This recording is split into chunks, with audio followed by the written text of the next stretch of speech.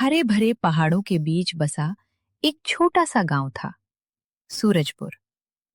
गांव के चारों ओर खेत थे, लेकिन पिछले 3 महीनों से एक बूंद बारिश नहीं हुई थी। खेत सूख चुके थे, कुएं खाली हो गए थे और हर चेहरे पर चिंता साफ दिखाई देती थी।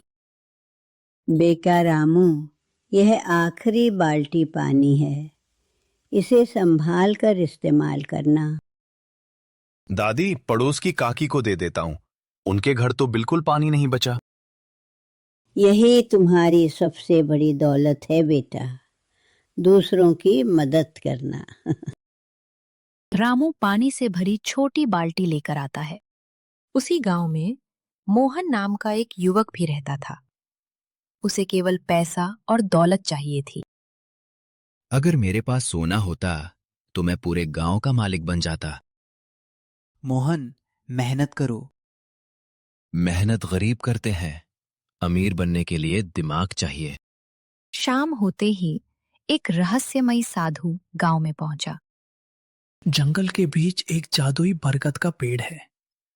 वह केवल नेक इंसानों की इच्छा पूरी करता है। क्या ये सच है?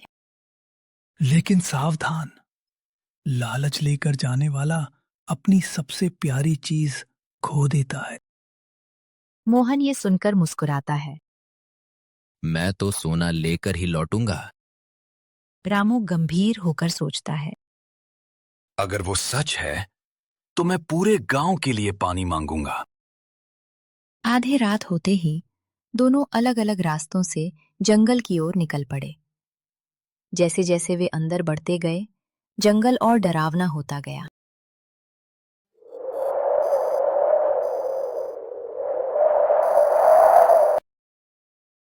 कौन है वहां?